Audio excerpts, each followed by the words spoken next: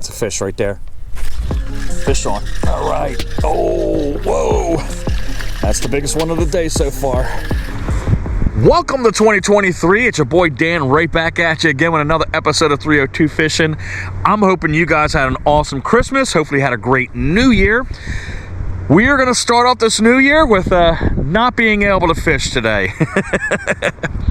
We had for about a week prior to the New Year's where we had 20s and in the evenings well below into the teens, almost to single digits. And you know when the air temperature gets to that point, fishermen know in their minds that something's going to happen to the water, and you guessed it, guys. We've got frozen ponds and lakes all over the place. I literally went up and down the state, maybe 30 minutes down and then up towards back my way again to try to see if we can try to find some open water to drop some worms on there, throw some lures out there, but nothing doing. I even pre-fished a couple spillways and I couldn't get any action going on at all. So what I'm going to do is I had this episode from 2 weeks ago prior to the new year that I shot, and I think I had a reasonable day, and I had a pleasant surprise that popped up on the end of the line.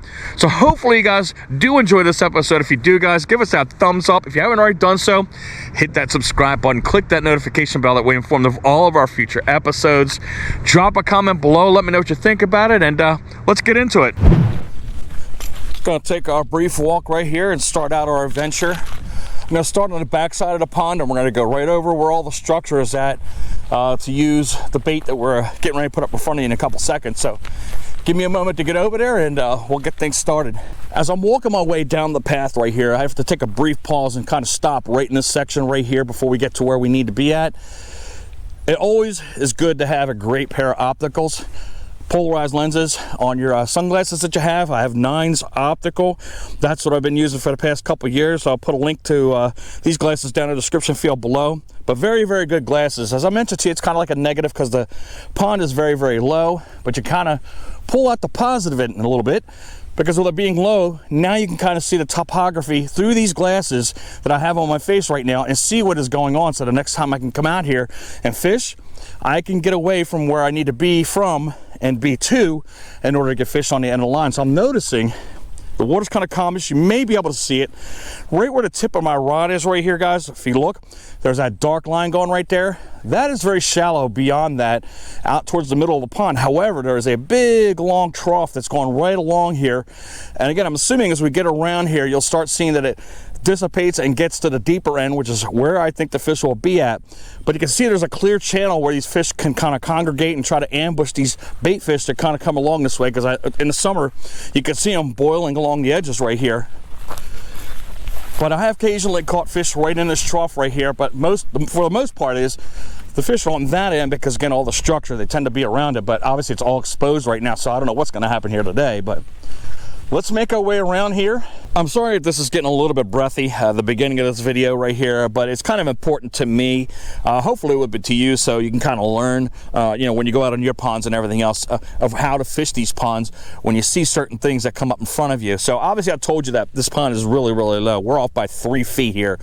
But again, another plus that you're seeing right now, hopefully you can see it, there are dozens and dozens of bluegill beds right here that I did not know that are on this side of the pond right here. So you know, when spring comes around and these guys come to spawn, you know the bass are going to be hanging right along that kind of fall off that's right there and to ambush these buggers as they're trying to protect their beds right here. So that's a good thing to know right now. The bait we're going to be fishing with today is a classic, and it is a great bait to use if you are patient, because it's going to require a lot of it when you're out here, guys, especially when it comes to winter and when you get into deep cold winter right there. Because if you don't have access to live bait, you're going to need to know what to use while you're out here, and you're going to have to slow down. That is the key feature on this bait right now, slowing down, because again, these fish are literally moving like this in the water, like they're in slow motion, because their body is starting to slow down because of the colder waters each and every day that goes by.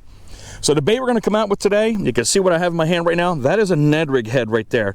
This one is a weedless one, because you can see the little guard right here. It's in front of the barb of the hook, because we've got that structure that's right over there. We don't want to get caught in that all day. And it's kind of a roundish head, so when we come around some of that stuff, it'll roll right off the branches right there. And we continue our jigging motion right there to try to get fish on the end of the line. I've got two colors that I'm using. Everybody loves using the name because it sounds funny. And we got the turd that's going to be on the end of it. That's the TRD bait by Nedrig or Z-Man.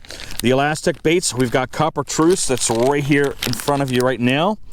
And then we've got green pumpkin. I thought I had some PB&J, but we don't have any in the car right now, so we'll have to go ahead and get a bag of that.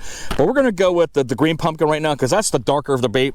Based on the water clarity that I'm seeing right now, it's kind of cloudyish a little bit. So I want that darker bait to stand out there because that Coppertreuse kind of tends to blend with the water. I don't want that to happen. I want the fish to see what's in front of them. I think I might have too heavy of a jig head on here.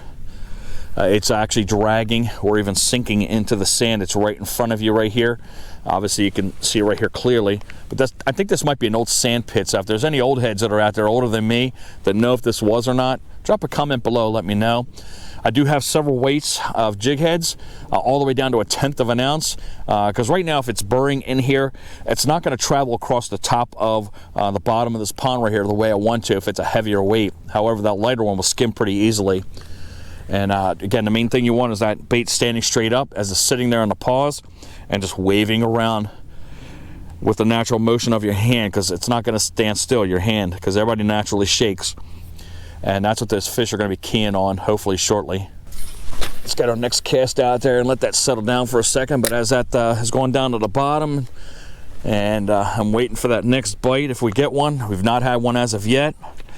But I don't want you to look what's out in front of you right here. I don't want you to look at the pond or the trees or anything else like that. What I want you to do is pay attention to the dimension of the screen right here. And just imagine that this is the pond that's in front of you. So let's say we chop the pond right in half and just dissect it. You can use levels of the pond right here. So that being the top of the water surface, that being the bottom of the pond, just imagine a quarter of the screen that's right here. That is your thermocline. A lot of people don't realize what that is. Most of us fishermen that are out here, or most of others that are watching this channel, know what it is.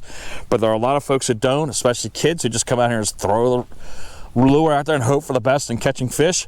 But it's important to know what that is, because you have two different changes in the seasons. You've got spring to summer, you've got fall to winter. And with each one of those changes comes the change of the thermocline. So in spring and summer, the top part, that's the top of the water, to right here where that 3/4 of the way down mark is, that's going to be your warmer water up top right here. On the bottom is going to be the cooler water. So when these fish are swimming around here chasing bait and whatever, and it gets too hot, they have an area that they can go to stay cool so they don't boil alive in the water, especially when they get these water levels that come down low just like this. So that's one time of a change there with the thermocline.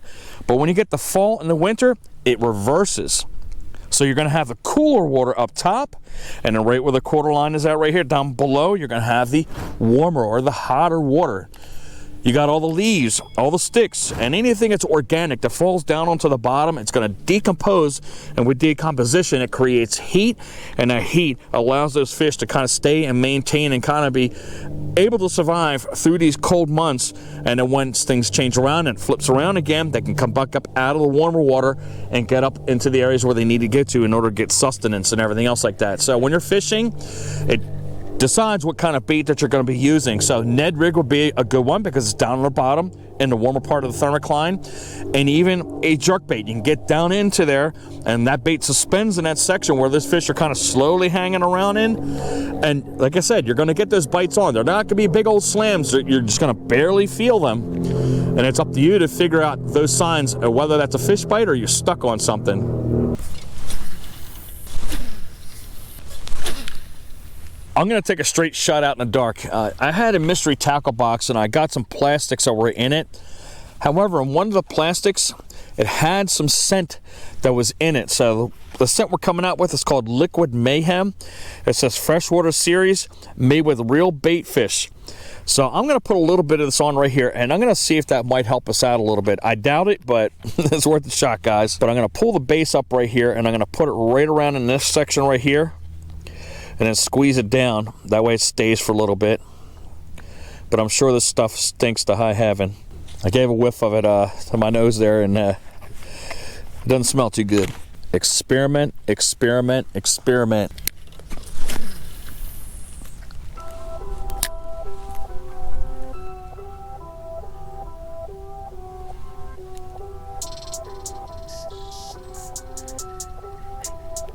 Fish on.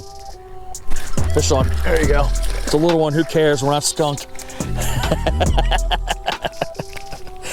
2 hours, guys. 2 hours. You notice that I picked up my cadence. Rather than going slow-go, I went fast and furious. And we got that little 1/4 ounce of there. I don't care, guys. Boom. Super close right there. How about that? Let's take our Ned rig over to the next pond. And we're on our second pond right here. We got 1 hour sunlight left here. Can we make it happen?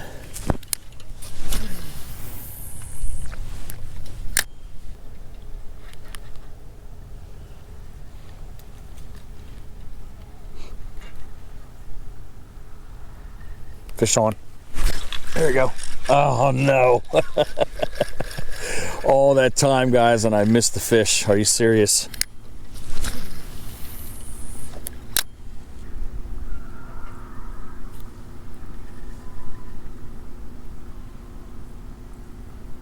Oh.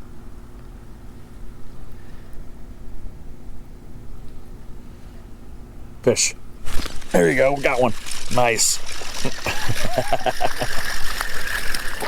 Still not a giant, but it's a fish nonetheless.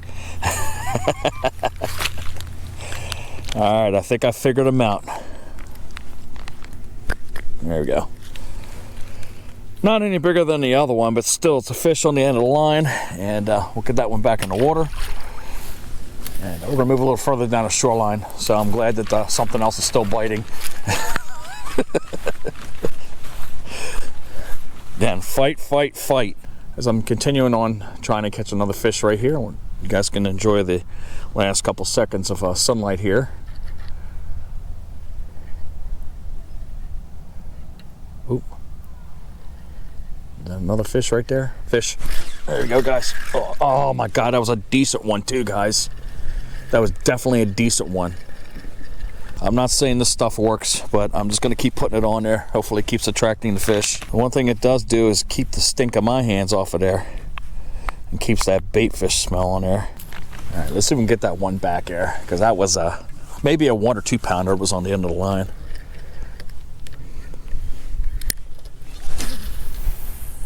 But it has thrown me for a loop as to what cadence these fish want that bite on. And that is that again, a quick jabbing motion rather than just putting a 2 or 3 or 5 second pause. But it has literally taken us all day just to get 2 fish on the end of the line so far.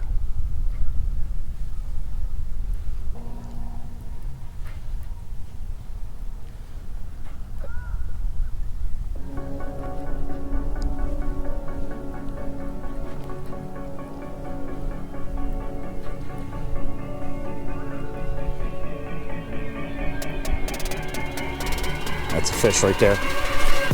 Fish on. All right. Oh, whoa. That's the biggest one of the day so far. Oh my God, holy mess. Look at the size of that crappie, guys. That might be the pounder we're looking for. Are you kidding me? Wow. Wow, wow, wow, wow. That is a gigantic, gigantic crappie, guys. What? That is way bigger than my hand. Oh my God, what a surprise. Holy crap, guys. We got to get a weight on that one, obviously. That might be the biggest crappie I've ever caught in my whole life, guys. Wow, what a pretty, pretty fish. Wowie, wow. Do we hit the pound? Guys, you don't know, man. That is a giant crappie. What do we got here? Do we have a 1 pound crappie finally? All of that time we've been fishing, and this is well worth it. Look at that, guys. Look, right on 1 pound. Are you serious?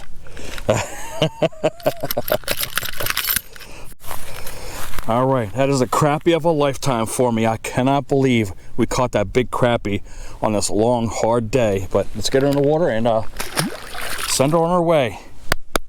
Yes. That makes the whole day, regardless if we get a big bass or not. I think this is going to be my last cast. I'm getting kind of gassed out here. I've been out all day. I've been out since maybe 11:30. It's now almost 5 o'clock. And gotta know when to call it quits.